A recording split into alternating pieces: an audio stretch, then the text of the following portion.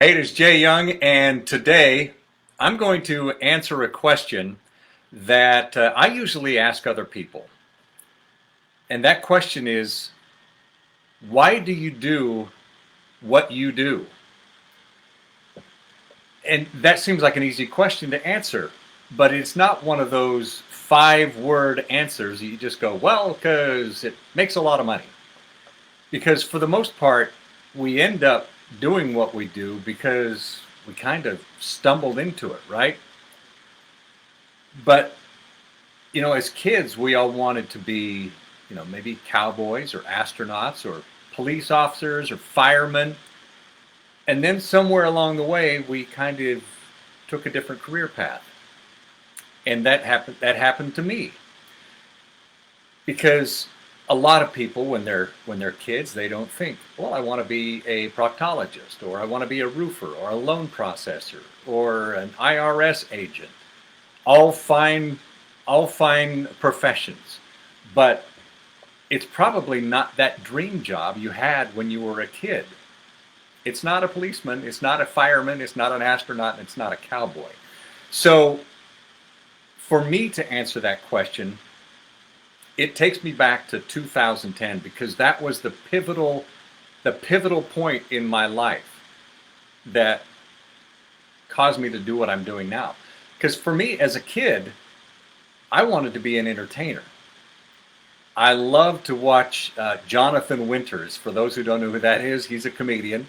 I'm not sure if he's still alive or not, but like Robin Williams and Jonathan Winters and Richard Pryor, some of the clean stuff from Richard Pryor. Mom wouldn't let the other stuff in the house. But I loved to entertain, and I would do these voices, and I would do these different routines, and I could do a lot of Disney voices and former presidents and current presidents. And I thought, man, I'm funny. This would be the thing to do. If I could somehow entertain others for a living, wouldn't that be awesome? So I did what every kid does, right? So they go through school and they go to college and they're going to pursue the career that they love. And I was going to be a marriage counselor. What happened to my desire to entertain? But in my mind, I thought, well, a marriage counselor it's a great profession because there's a lot of marriages that have problems. So I would probably have a lot of work. So I'm taking the particular courses in college to be a marriage counselor, communications, public speaking, persuasion, all of these different things that would help me in my career as a marriage counselor. But there was one lab. When you're in college, there are different labs that you go to, computer labs and things like that. This particular lab was an AM radio station, 1610 AM. And it was a campus radio station that nobody listened to. And our lab was supposed to be that we would spend an hour on this radio station once a week. So I went and I sat down in front of this microphone and I freaked out. I was scared because other people could hear me, right? Nobody really did, but that was the opportunity. Somebody could hear me. And then all of a sudden in my mind, I'm thinking, all those things I wanted to be as a kid, I could do on the radio. But I was a marriage counselor. So I continued to do the course for being a marriage counselor. What I ended up doing is getting a degree in communications, interpersonal communications. And I also ended up getting a radio job at the little town station that I was on, Rexburg, Idaho. So I graduated, I got my degree in interpersonal communications, and then I decided that I'm going to pursue my love for radio and entertaining people. So that's what I did. And the goal in radio is to continue to move up bigger and bigger and bigger markets, making more and more money. So I went from this little town in Rexburg, Idaho, to a big town, Idaho Falls, Idaho, right? And I'm making a little bit more money, not much. And then I partnered up with a guy, Brian Elder, who he's been my partner for about 25 years. So we partnered up in Idaho Falls, and we had this big desire and this big dream to go to major markets and really make an impact and make a ton of money. So we went from Idaho Falls to Birmingham, Alabama. That's a top 50 market. Making, most people would be making a lot of money. We weren't. We were sharing a salary there. I think making like 35,000 a year apiece.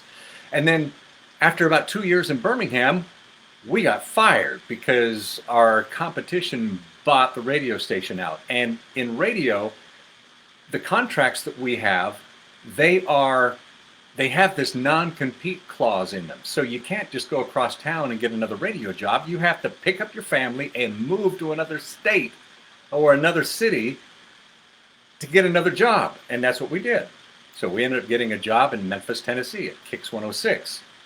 We were there for 3 years and we got fired. And of course, there's that clause in the contract that says you can't just go across town and get another radio job. You got to leave. So we picked up our family, and this time we moved to Kansas City. But each time we were getting a little bit bigger market each time and making a little bit more money each time. So in Kansas City, we're making about $75,000 a year apiece. And we started thinking to ourselves, let's not let this happen to us again. We've got to somehow take control of our own lives. There was a day in that job in Kansas City that it became brutally apparent, because after every show, we would go and meet with our program director. And if the program director's door was closed, oh, that meant something bad was happening. I remember we would go put our ear to the door and listen, and we thought, what are we doing? We're worried, so we've got our ear to the door to see if we're going to be fired or not. We've got to take control of our own lives. So for once, what we did is we said, we're not going to renew this contract. We decided that we weren't going to do it, and we decided to start our own radio syndication. So we started our own morning radio syndication in Nashville, Tennessee. And you think, well, because that's kind of like what Rush Limbaugh does, right? It's exactly what Rush Limbaugh does, except for he does it on a huge scale. He's on hundreds of stations. We were on a handful of stations. We didn't know anything about it. We had to buy satellite time. We had to build a studio. We had to find our own clients. We had to find advertisers. And it was just two of us. And we had to supplement our income by me working at Papa John's Pizza at night, delivering pizza, and he was working at a bowling alley. This couldn't last. We had to do something. And somehow a miracle happened, and we got a call from Westwood One Radio Network. Yeah, the big company, right? Westwood One in Los Angeles. And they heard about us somehow, and they said, hey, how would you like to come work for us? And they bought out our little show for whatever it was, and we got to go work for Westwood One Radio Network. And we were on about 100 radio stations across the country, only making about $55,000 a year, though. That was the thing, we get there, we go, what? You don't make any money doing this? So we lasted there for about 3 years, and we'd have probably gone longer, but the station that actually fired us in Memphis, Kicks 106, called us out of the blue and said, hey, we'd like you guys to come be our morning show. Would you like to do it? And we're going, well, you know what? We don't want to be working for some guy and get fired again. But they said, how about if we pay you $100,000 a year? Okay, let's do it. So we packed up our family again, moved back to Memphis, Tennessee. There's a new general manager, new owners, and a new program director. And we thought, this is going to work out great, because things were different now. And they were. And we had a great time. We were making $100,000 a year. And then with different bonuses and different payment structures, before long, we were making $250,000 in radio in Memphis, Tennessee. Yes, there's some money in radio, or there was some money in radio. And then 2008 happened. But so I fast forward to 2010, right? Remember, that's when I said the pivotal point was in the reason I'm doing what I'm doing. So 2010, we get done with our radio show, my partner and I, Brian Elder, and the boss says, hey, can you come join us join me in my office after the show? Our faces go pale, and we go, no, not again. It couldn't be, right? It's December, right? So we go after the show, we go in, we open up the door, there's the boss, he has this sullen look on his face, and off to the right, there's our program director. And he has this confused, puzzled look on his face. And off to the left was our human resources officer, Eric. And when he's there, you know that it can't be good, because the only reason Eric's there is because he needs to present you with your separation papers, which is exactly what happened. But they tried to paint a good picture. They said, you know what? We're just not going to renew your contract. They didn't fire us. They just, we're not, we appreciate everything you've done, but we're not going to renew your contract. And the great thing is, because if you got a contract, it's a good contract, they have to pay you to the end of that contract, no matter when they say they're not going to renew it. The only problem was our contract expired in 2 weeks, right before Christmas. So now we find ourselves out of a job right before Christmas. And by the way, any boss who fires somebody right before Christmas, that's not a good person. That's just not a good person. So that's the situation that I'm in right now. So 2010, this happened to me, and now I'm trying to figure out, what am I going to do? Being brutally fired, leaving this radio job, I went from making about $16,000 per month to about $275 a week collecting unemployment. So now I had to figure out, I can't pay my bills doing this. I had no marketable skills that I could use to land a job that would make anywhere near the kind of money that I was making in radio. So I knew there had to be another way. And in radio, we did a lot of stuff online, right? I mean, there was a lot of stuff we're online, and I thought, there's got to be a way to make money on the internet. Other people were doing it. I figured there's got to be a way that I can somehow leverage the power of the internet, and I can make some money doing that. But again, I had no marketable skills. I could deliver pizza, I could tell some jokes, some weather, give some sports scores, but maybe pull some prank phone calls. But that's not going to get me a job in the financial sector, making $200,000 a year. That's not going to get me a job in the home industries or anything like that. So somehow I needed to figure out a way to create a market for myself. I wanted to be able to support my wife, my 4 kids. The thing was, because of this, my wife hadn't ever had to work outside the home. I was able to provide for my wife and my kids. And now she was taking these jobs that were less desirable, didn't love them, and it was putting a strain on our marriage. And it was honestly, it was a struggle. And I didn't know what to do.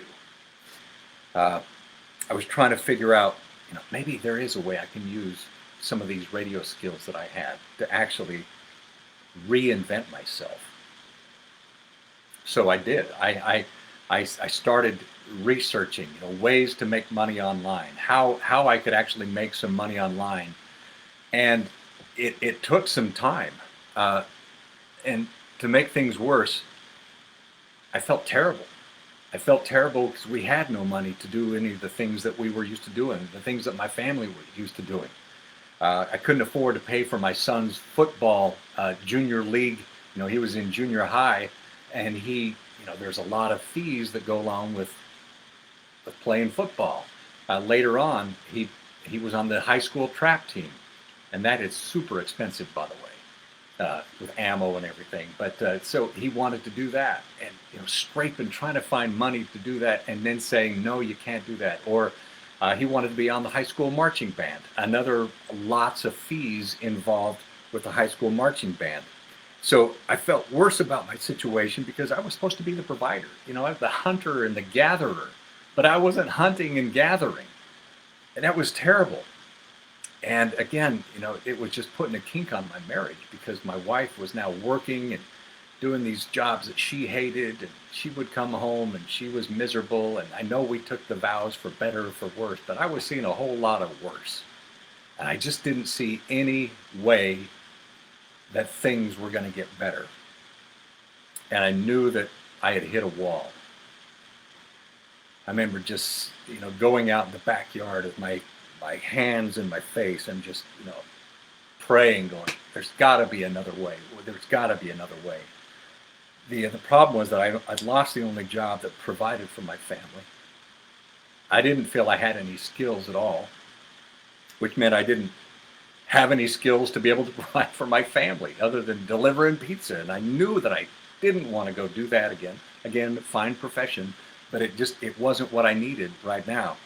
I needed to figure out a way to pay the mortgage, so I took a job selling cars. And again, nothing wrong with that, but I sucked at selling cars.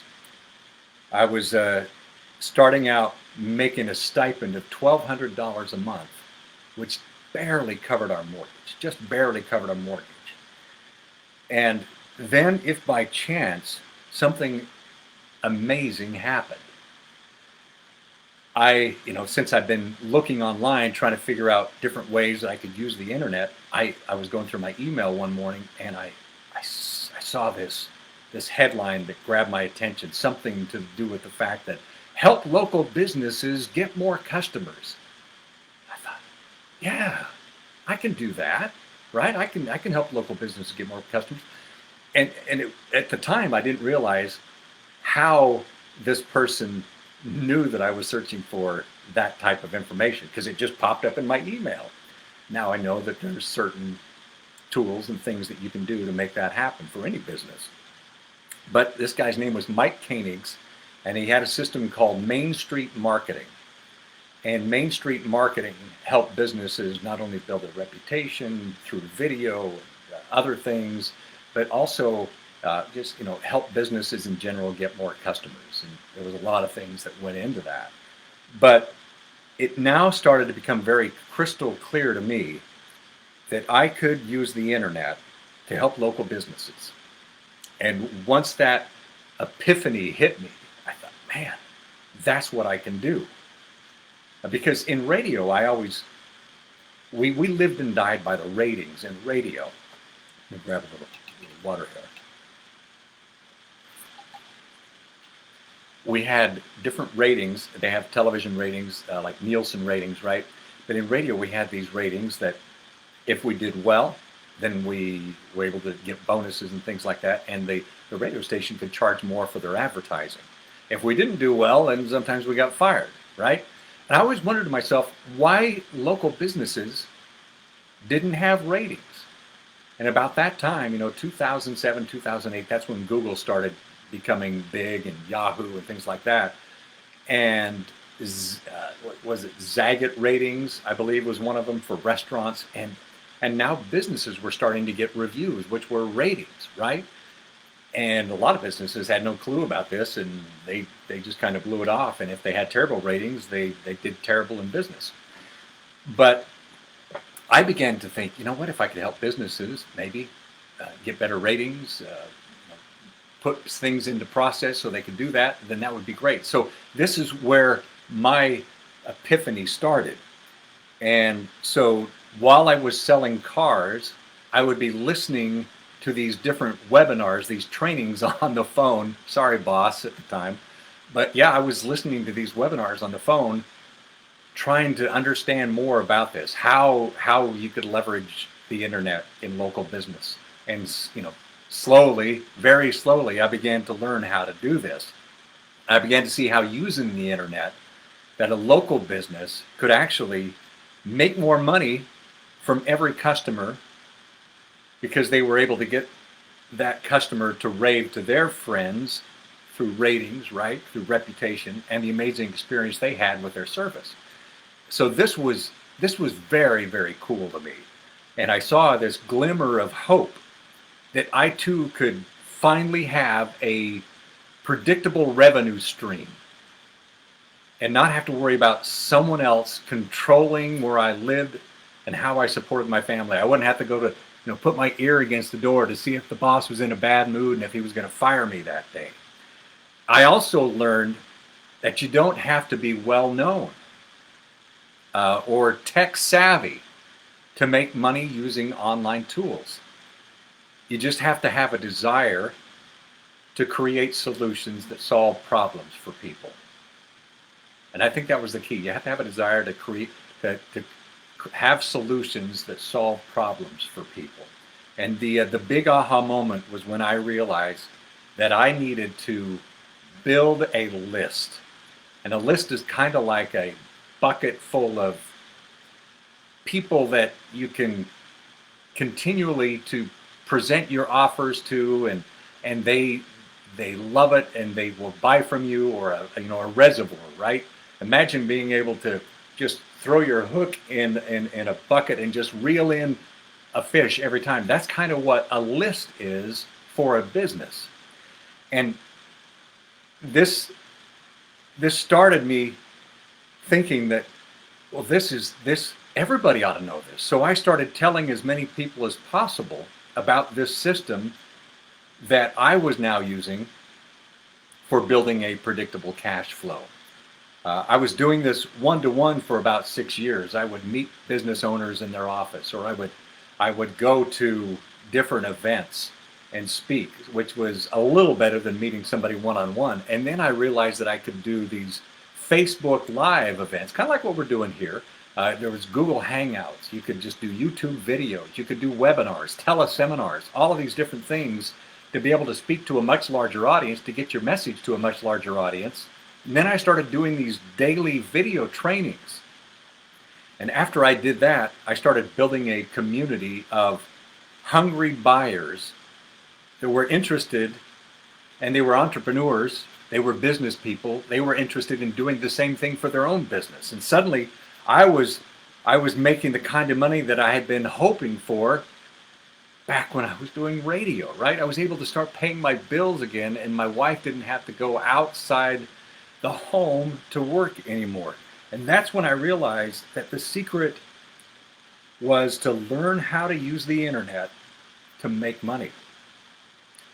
And that secret was that a current customer is so much easier to become a repeat customer because they already know, like, and trust you. I'm going to grab a drink of water and think about that for a second.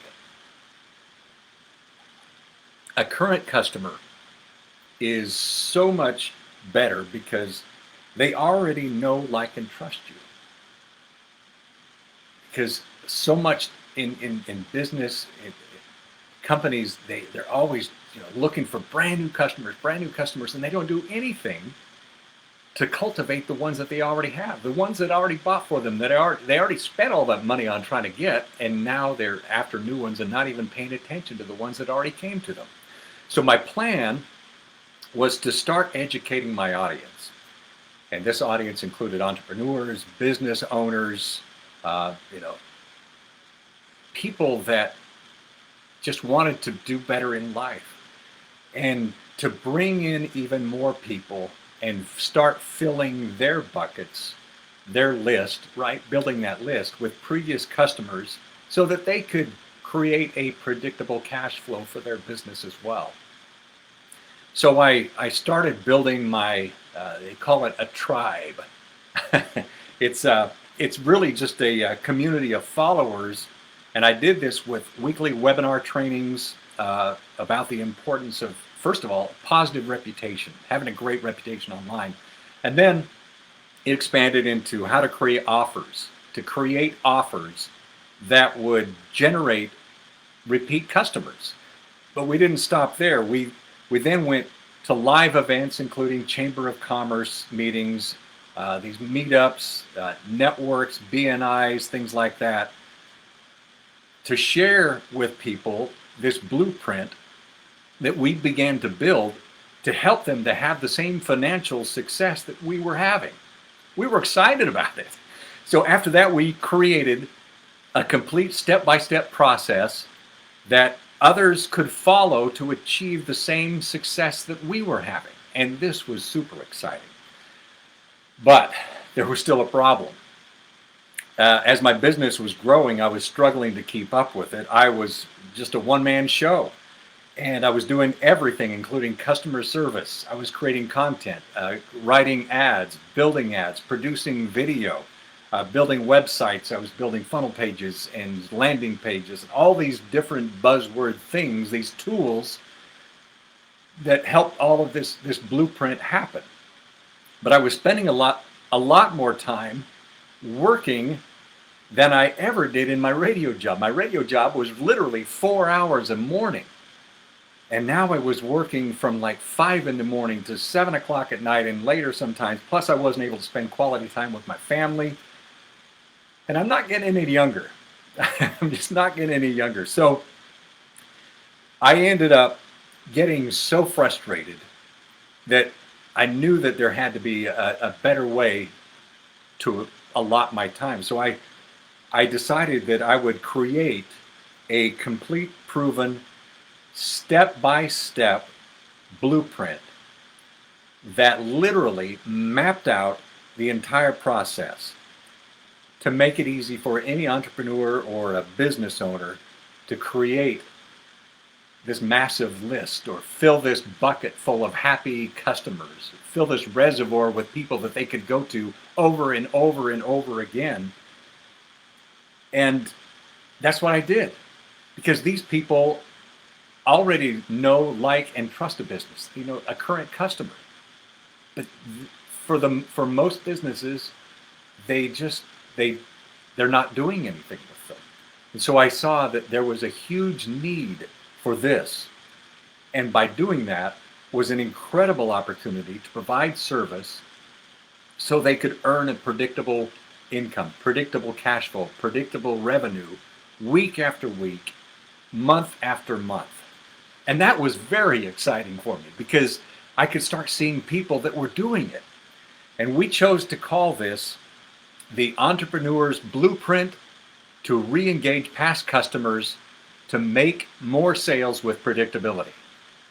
It just rolls off the tongue, doesn't it? But that's what it is.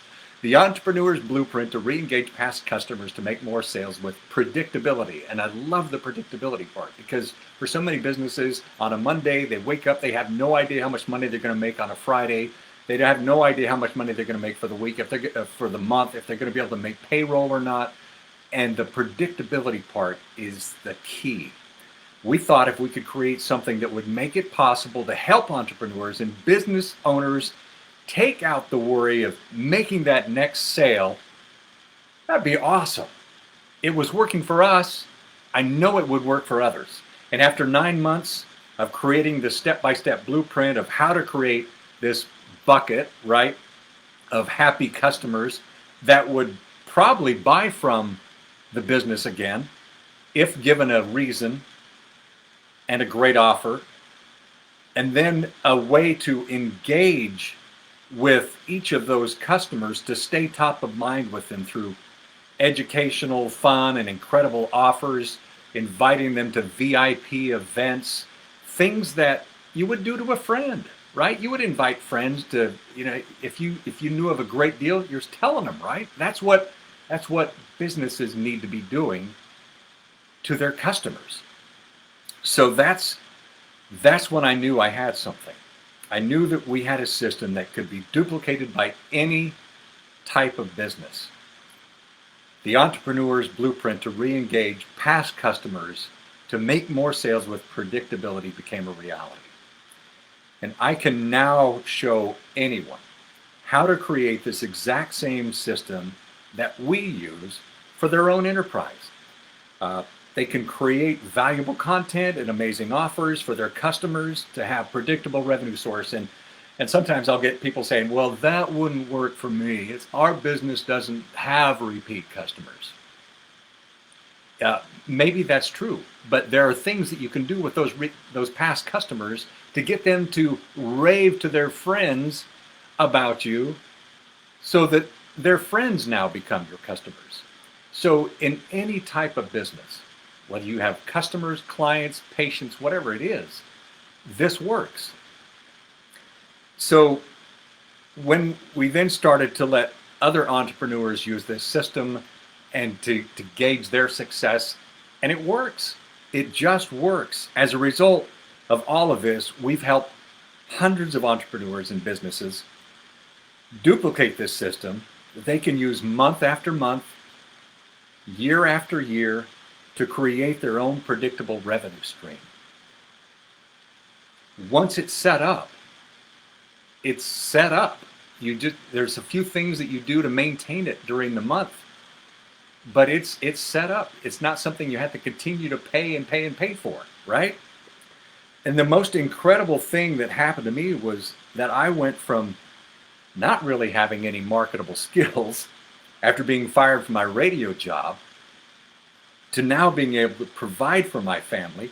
And I went from earning my stipend of $1,200 a month, barely able to pay the mortgage, selling those cars, now making more than enough to meet all of my obligations.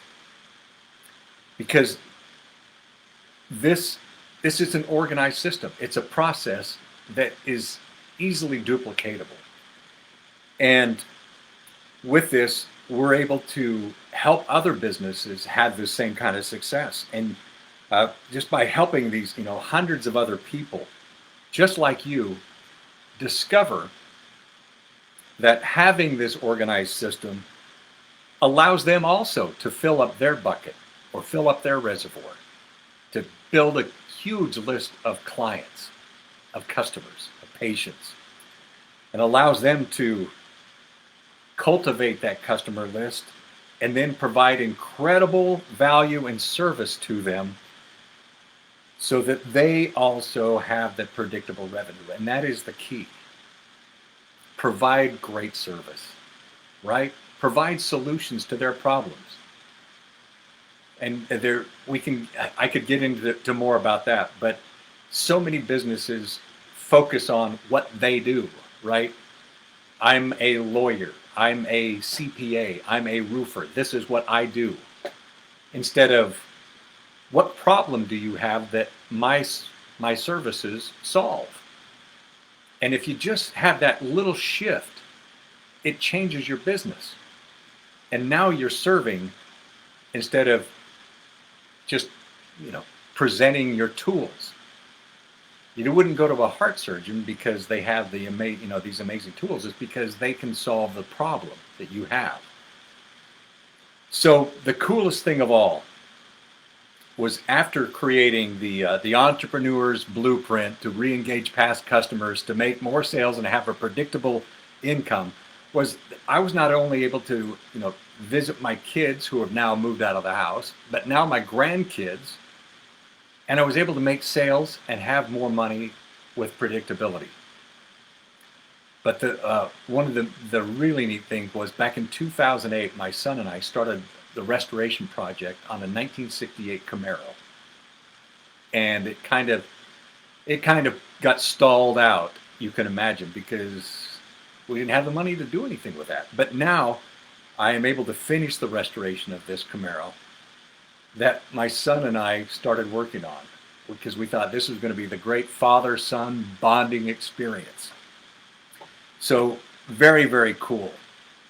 And I've been able to stop worrying in general about money, and if there was going to be enough, because we can now dip into that bucket, right, of our past customers and present them amazing offers and other solutions for their business, for their lives, that solve problems for them.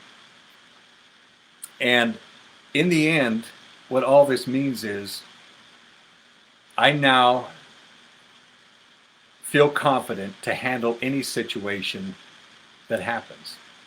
Like the phone call I got about 6 months ago from my daughter Shanda, who was driving down the interstate going, "Dad, my car's making a funny noise," and all of a sudden, kaplooey! It just completely dies and the engine's shot.